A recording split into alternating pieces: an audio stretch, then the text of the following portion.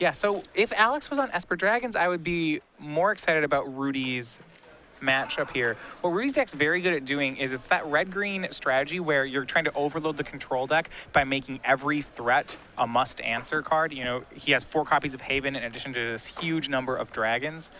For a mid-rangey control style deck like Esper Dragons, that could be problematic. But for straight blue-black control, I do think I like Bell's chances here. Well, game number 1 is underway here. Briksza does have Mana Acceleration and Rattleclaw Mystic. Saw both players start off with a Temple. For Briksza, it was a Temple of Abandon. For Bell, it was a Temple of Deceit. However, Rudy did mulligan down to 5 this game. Yeah, and that'll be very difficult. His deck is, in a lot of ways, a ramp deck. You see things like 3 mana accelerants, 3 lands. So ramp decks are notorious for not mulliganing particularly well. They need 3 pieces. They need lands, ramp spells, and finishers. You see Rudy forced to keep a hand with 2 of those, but not the 3rd. He had lands and mana accelerants, but nothing to ramp into. Well, at least one of his mana accelerants can attack, which is what the Rattleclaw Mystic did do. The follow-up is a carry added, a Temple, and a passing of the turn. Bell will play a Polluted Delta. Looks like he may want to sacrifice this. We'll see, as he does have an Ashiok in hand. So he'll go down to 15, get a land out of his deck. And remember, Alex may or may not know what Rudy's on. Rudy's last card is Dragonlord Atarka, but Alex doesn't know that. Right now, he would probably just expect that Rudy is on red-green dragons based on the cards he's seen. Similar to the kind of deck we saw Ross Miriam top 8 the Invitational with in Season 1. Here's Ashiok. Top 3 cards will be turned over. A Courser of Crewfix and a Whisper Elemental. Creatures that Alex can bring back. First Courser of Crewfix there for Briksza. A Plains, Trigger, Gain a Life. Top card of the deck is Dragonlord Dromoka. So if you're Alex, that was a really surprising turn. The Courser made sense, but then to see it flip Plains and then Dragonlord Dromoka, I cannot imagine is what Alex was expecting. That said, the Ashiok does get to mill the Dromoka off the top of the deck, so he doesn't have to worry about not being able to counter it. Rattleclaw Mystic as well, and now Haven. Top card of the deck has a Temple of Plenty. That'll be Briska's draw for the turn. And Bell will just pass the turn back. Ashiok going to try to do some work here. Thunderbreak Region on top of the deck. Courser and Rattleclaw are going to come in. And a removal spell will take care of the Rattleclaw. There's a Bile Blight. Ashiok's going to go down to 3 counters. There's a Temple of Plenty. We'll see if Rudy wants to leave that Thunderbreak Region on top of the deck or not. So the challenge for Alex this game is going to be one of card advantage. You see, he does have hard counters in his hand here, so he should be able to take care of a lot of Rudy's threats. But what the Dragons deck does is it makes every threat really problematic. So if Alex doesn't have ways to draw cards, Rudy will continue, as long as he has this Courser in play, to draw things that Alex has to remove. You know, you see right now Rudy will be able to go for a dragon of some sort. If when he hits another land, Alex will have to counter that. He's going to draw things like Whisperwood Elemental. Maybe Alex will have to counter those. He's going to just try to grind through all of these dissolves. A couple of cards there turned over from Ashiok. We'll see the top card of the deck. It's a Haven of the Spirit Dragon. So a lot of options there for Bell if he can actually keep Ashiok at 5. He hasn't been able to do that just yet, though. Forest on top of the deck. Haven of the Spirit Dragon is going to enter the battlefield. Here's the attack. Going to put Ashiok back down at 3. Here he is, Dragonlord Atarka. That's going to hit by a dissolve. Yeah, Rudy going pretty fast here. You know, I would have thought he might play the Dragonlord first, that if it did resolve, I mean, it probably was never resolving, but if it did, then it could take care of the Ashiok. Yeah. Would prefer to play the... I'm a little surprised not to see him play the Forest off the top of the deck either. Yeah. You know, missing that little bit of card advantage. I mean, to be fair, Alex will almost certainly plus the Ashiok here, so yeah, I mean, but it still is +1 card. Yeah, perhaps it's better to take that. You know, it's kind of hard to say. Here's Salamga. The Drifting Death and the passing of the turn. Forest will be the draw. I'll take a look. It's a Flintswept Teeth. And I like the patience from Alex there, was he just didn't use the Ashiok because he knew Rudy was going to draw the Forest, which Rudy hadn't played. Yep, I like that a lot. Here's Dragonlord Atarka. That's going to take care of the Ashiok. Now, even though, you know, I think that Alex is in a pretty good spot right now, Dragonlord Atarka does demand a removal spell. Yeah, it's an 8/8. Yep. It is a creature that certainly can swing through the 3/7. Windswept Teeth is going to get sacrificed here by Briksza. He'll lose 1, then gain 1 because Courser's in play. Elvish Mystic is what he wants to shuffle away. He'd like to find a better card to draw. Yeah, and I actually don't think there's a kill spell for it. If I'm looking at Alex's hand right, I believe he has Dissolve, Bile Blight.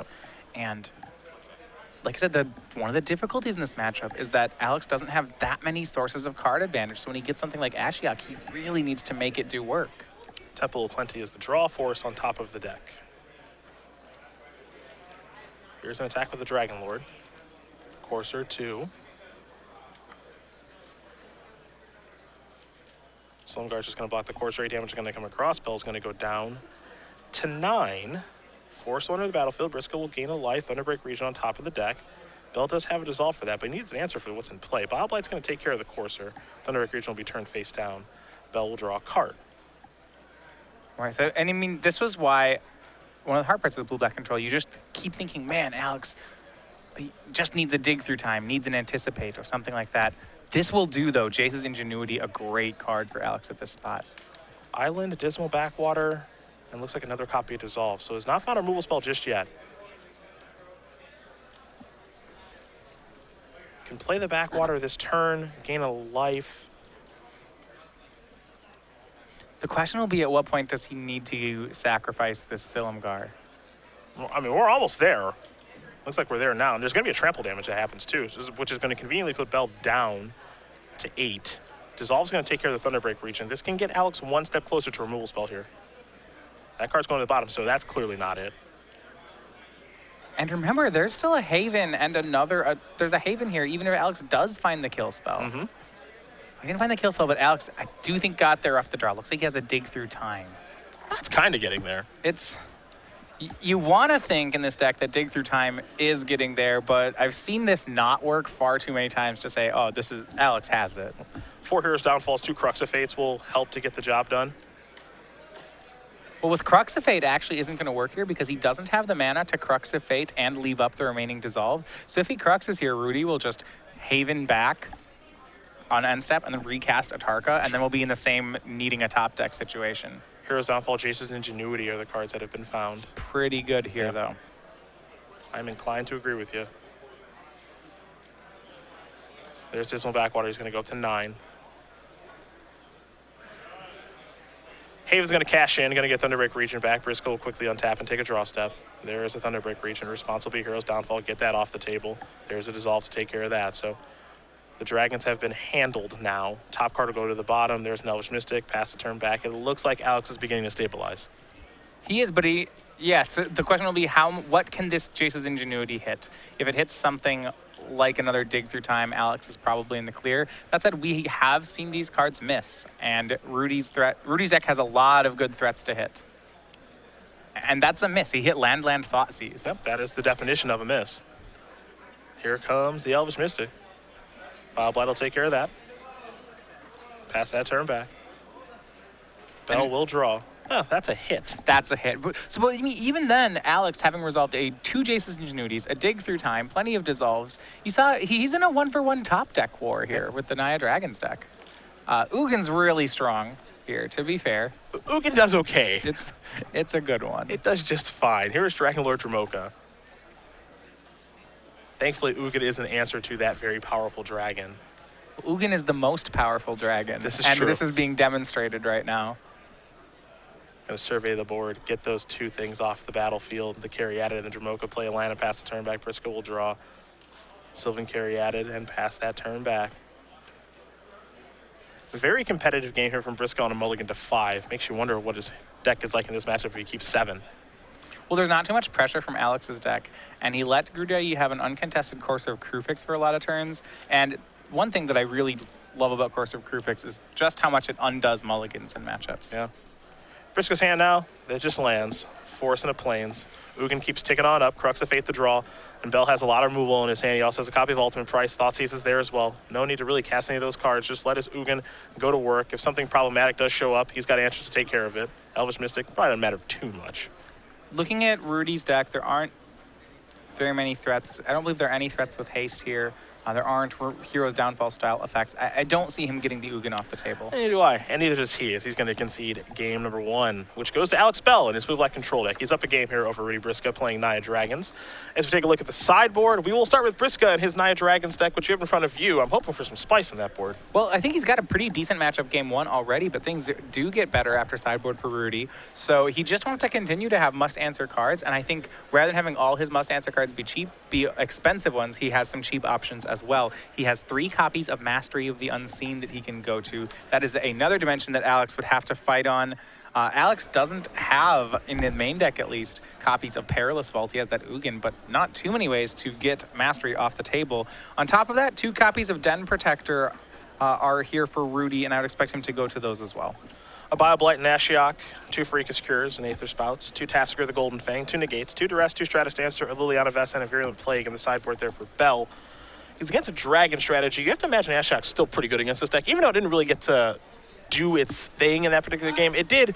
I suppose it did its thing in so much, in fact, it's so much in that it forced Rudy to just keep attacking it with Courser. It gained him a lot of life. Yeah, so I would say that I suppose it accomplished its goal there. Aether Spouts can certainly be interesting. Aether Spouts is always an interesting card from these blue-black decks because, you know, again, it's not a card that typically players play around. Well, it's going to be a 1-for-1 here. And I think if he just wants 1-for-1 removal, he can do a lot better than a card like Aether Spouts. So he may go for it, but I don't think it's fantastic. I'm a little excited about a card like Liliana Vest here. One thing that Alex would like to have is just more sources of raw card advantage, and Liliana is pretty good at that. If you looked at some of those board states, there's the one where Alex Jace's Ingenuity, actually it's sorcery speed, and drew land Thoughtseize. And if you want a 5-mana sorcery that can really win those board stalls, I think Liliana is particularly good in that situation. If you go back to that game, if that second Ingenuity was a Liliana, I think it's a lot safer of a board for Alex. Yeah, I think it's a much harder game for Rudy to win then too, as Alex gets to ensure what his draw step is going to be. So we'll see if that does come in here very quickly. We'll quickly talk about SCG Game Night here before these players get away for game number 2. Next 3 months we've got in front of you. You guys may have seen the B on our lapels. But June and July are going to be pretty good, too. Yeah, so what StarCityGames.com Game Night, this launched last year. So you can make it's held at your local store. It is free, exclusive foils and pins that go out to the players who participate in that store's events. So yes, every month we have a new art coming out. So for May, it's been the bee. That's why you see it on our jackets. But we have great ones coming out. For in June, this one I personally will be wanting to try to win a copy of. This is going to be the bunny pin. It's very militaristic and has a plan to capture the carrots. He's informing all the other rabbits of it. Now, I like July personally because I like El Sueño. I like the piglet giving the beatdowns. I also prefer the boots on the piglet. I'm a big fan of that. Yeah, he's playing in the mud. You gotta have your boots for that. Got to keep it clean out there. Yeah. I do understand. As we get ready here for game number 2, SCG Game Night. You can find out more information about that at StarCityGames.com. As Elvish Mystic will start things off here for Briksza. He does have a Courser as well, so this is actually a pretty good start for Rudy. Top cards in Thunderbreak region. Bell with just a Temple of Deceit. Well, the blue-black control decks don't get too many plays during the early turns, especially the non-dragons versions that don't get Silumgar's Scorn available to them. Yep.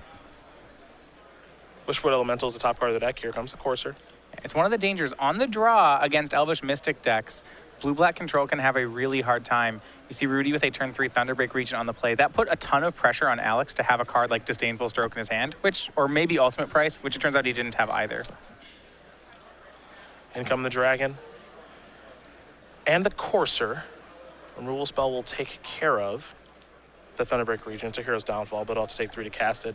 There is another Haven. Now is about as good a time as any to play that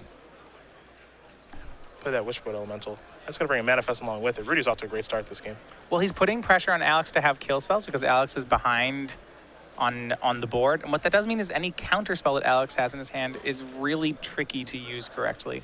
Rudy getting to post-combat all of his threats to play around counter spells. And not to mention, Alex only has 1 blue mana available. Yeah, it's a weird mana base Alex has going on right now. There's another Hero's Downfall to take care of the Wishwood Elemental, but there's Nurborg out there, so he's got plenty of black mana. 2 Radiant Fountains, which is gaining some life, and then you mentioned the 1 blue mana. It's just a Temple of Deceit. Briksza going to play a Forest off the top of his deck thanks to Courser. Top card now is a Forest yet again. Now here's Xenagos. It is interesting. He does have no... he has 4 Radiant Fountains in his deck, but he's not running a copy of Pearl Lake Ancient. He's actually just running them for the 2 life. We've seen the 2 life be useful before. Here come the beatdown, Satyr token involved as well. Really just keeping up the pressure. Yeah, and the issue is that Alex is spending every turn answering last turn's creature as opposed to answering this turn's creature. So while he is 1-for-1ing Rudy, he's taking damage every turn to do it. There's a Haven of the Spirit Dragon for Alex. I'm not sure if the lack of blue mana is really bottlenecking him right now. But 1 card that he can't cast is a card like Aether Spouts, which would actually be pretty good in this situation. There's Liliana. See if this is going to tutor. Looks like it will. Perhaps going to go searching for a card like Crux of Fate. I think he has to have a card like Crux of Fate. There aren't very many ways for him to get out of this situation otherwise. Now, Rudy does have a copy of Thunderbreak Region in hand, so that's very informative if you're Rudy about, okay, what can Alex find to get himself out of this situation? And Crux of Fate is certainly good if there's no dragon on the table, but if there's a dragon on the table, you play that Thunderbreak Regent, you're just fine. Another card that Alex could set up for would be a card like Dragonlord Silumgar, which he has one copy of. Here's an attack. We'll see if Rudy wants to go after Liliana at all. Looks like he's just going to go straight at Alex. Yeah, that puts Alex down to 1. Top card is Courser of Crewfix from the Scry. We'll see if that's going to stay there or not. Looks like it's going to go to the bottom. Top card after that is Master of the Unseen. Just in case Alex thought he was out of the woods with this Crux. And very smart of Briksza to play the Thunderbreak Regent. Yep, because there's Crux of Fate. Yep, that's going to leave you with a no-outer. Yeah. So Rudy Briksza's going to win game number 2 here. I suppose Xenagos would have gotten the job done too because it makes a Satyr token. Crux of Fate plus another Radiant Fountain would have gotten Alex another Very turn. true. Very, very true. So if he has another Fountain, maybe he can play to that line. And you mentioned he does have 4 of those in his deck this particular weekend. So a very quick game number 2 there, which is you have to imagine how Briksza would like it to be. Well, I think this is why we've seen a lot of players go toward the Dragon-style deck. And I kind of talked about this just on turn 2 of the game, which is that when you're on the draw with blue-black control, especially against a deck like either an Elvish Mystic deck or a deck like Mono Red, you can get so far behind because you don't have too many interactive 2-mana spells. You have Bioblight, and that's a pretty big if because you need black-black. You have Ultimate Price. Your counter spells are things like Disdainful Stroke and Negate, which you don't even really want to be main decking. The ability of the Dragons decks to play Silumgar Scorn has been very important. And you even see Alex kind of acknowledging that in his deck list. He has a copy of Nullify in his main, which really isn't as good, but he maybe can put together. But they can get behind, and that's a function of them just not having that many great spells at 2. Well, Bell's going to be on the play this game, so we'll see what ends up happening here. That will definitely help. Yeah, no, being on the play, in Standard, it's pretty important, actually. And for Rudy, since he's going to be in the draw, it's important that he does have mana acceleration, but as we talked about when looking at his deck list, he has 12 mana accelerants. So, it's likely that he will have mana acceleration between Radical Mystic, Sylvan Caryatid, and Elvish Mystic. One thing that Rudy does here, if you notice, we're entering game 3 here with 32 minutes on the clock. Rudy does a really good job of dictating pace of play. He is one of the faster players here, and I'm not sure whether Alex is as well, but Rudy has certainly got this game to play at the pace that he wants. Yeah, he definitely, with the body language and the way that he plays his spells and everything, he plays incredibly fast and tries to get his players the opponents, to do the same. Some players are comfortable with that, some are not. Yeah, so Rudy with the Elvish Mystic again here, though because he's on the play, he hasn't been able to sneak a threat under Alex's permission wall. Well, he's going to start casting threats. We'll see if Alex does have the permission. He's got at least 1 dissolve, but he also looks to be a Disdainful Stroke. He's testing my card knowledge with the different versions of the cards right now with his Hero's Downfalls and his Disdainful Strokes, and his dissolves too. They're promotional, but can't get that by me. Here's an attack for 1. Giving blue mages so many different ways to counter your spells. Here's a Thunderbreak Regent. He's got a Nullify in hand too. He's going to sacrifice blue to Delta. Go down to 20. Undo the work that the Radiant Fountain has done. And we'll see which counterspell he wants to use. Once again, though, this is what I like from the Naya Dragons deck, is that Rudy is just forcing Alex to have counterspell after counterspell every turn. And it's not giving Alex any time to draw cards. I'm going to go with Nullify. Thought about maybe casting Dissolve there, but decided to go with Nullify. Take a draw here. Dragonlord Silumgar. And this is part of the reason I think he wanted to cast Dissolve, or at least thought about casting Dissolve, is because he's missing a land drop. So Rudy's going to come in. Let's see what spell this is going to be. Another Thunderbreak Regent. And yeah, Alex just has to keep countering these. Yep. He's almost left with no choice. I do believe he has a dig through time to build toward. That said, he doesn't have that many blue sources. He only has 3 now, so the ability to use a counterspell and a dig through time isn't there. Does have Jason's Ingenuity in hand too, however. There's a Morph. Yeah, that one's going to be, well, it could be one of his sideboard Den Protectors. Rudy also playing with 1 main deck copy of Ashcloud Phoenix. Well, he's certainly playing as though it is Den Protector with the no attack with Elvish Mystic and leaving the mana up. So at the very least, he is making it seem as though it's a Den Protector. We'll see if that's actually what it is. Because Radical Mystic is also hanging out in the deck, and you mentioned the Ashcloud Phoenix too. But it feels like this is a Den Protector. There's the Jason's Ingenuity. Yeah. Rudy giving Alex 1 turn where he doesn't have to counter spells, and Alex really making the most of it. Yeah, as he should. I'm going to draw some cards. I'll go to his turn. And this might even be a great winner to get Liliana in play. Yeah, it depends if he can afford it. If he waits a turn, he can still Ultimate Price and Liliana. I guess the question is what he gains by leaving his mana open here. Here's Dragon Lord Silumgar. This will really put you to the test. Yeah, I mean, is it Den Protector? Yes, Yeah. it is. Thunderbreak Region's going to be returned. However, Den Protector is going over to Alex Bell. Pass that turn back over to Briksza. It's not what Rudy wants to see, but this could have been a lot worse. The Dragon Lord Silumgar is really strong against Rudy's deck. He plays no removal. So that it only stole a 3-2 has got to be a win for Rudy, even though he'd rather not see the card. Yeah. I don't think at any point would Rudy prefer. I don't think Rudy ever wants to play against this card. There's Bushwood Elemental. That'll bring a Manifest along with it. We'll see if Alex can power through this card. Yeah, I do like the threat that Rudy chose to get back there. Polluted Delta's a land for the turn. And it'll be interesting. Alex can try to attack in the air here, or we may just see him shields up and try to sit behind this dragon like a wall and use cards like Liliana to gain more advantage. I'm interested to see how aggressive he wants to get, because Den Protector right now can't be blocked. Right. So he can just come across for 6 points of damage a couple of times if he'd like to. And looks like he's going to take an aggressive approach. I mean, he is at 18. His life total is pretty healthy. Yeah, and that's what I was interested to see if he wanted to make this line. It looks like he does. Rudy, as I said before, his deck just doesn't play removal. Yep. Bell going to sacrifice his Polluted Delta, go down to 17. Going to go get an island out of the deck. Perhaps we're going to see Liliana now. Now, the one thing we don't know is what that Manifest is. That could be a pretty big card down there for Briksza. He does have a card like Dragon Lord Dromoka, Whisperwood Elemental, Dragon Lord Atarka. He's got some pretty big beaters in his deck. Dragon Lord Dromoka would be huge right now. Yep. Going to discard Rattleclaw, Mystic to Liliana, pass the turn back. Briksza going to quickly untap and take a draw here. Elvish Mystic is what he's found. Wanted to hit a land there. He had 2 copies of Dragon Lord Atarka in his hand, but does have a good consolation prize, still able to use all his resources. Yeah, Thunderbreak Region and Elvish Mystic are the follow-up after attacking Liliana down. And then I pass the turn back over to Bell. But Bell is sitting pretty good right now. He'll take a draw. It's an island. It's got a Planeswalker on the battlefield, a powerful one in Liliana Veil. Liliana Vest, excuse me. Yeah, Crux of Fate, such an interesting card in this matchup, and just how much of a sweeper it isn't. Yeah, it's kind of strange. You're looking like it's kind of a sweeper. I mean, okay, now it is a sweeper, but it sweeps half of Alex's board.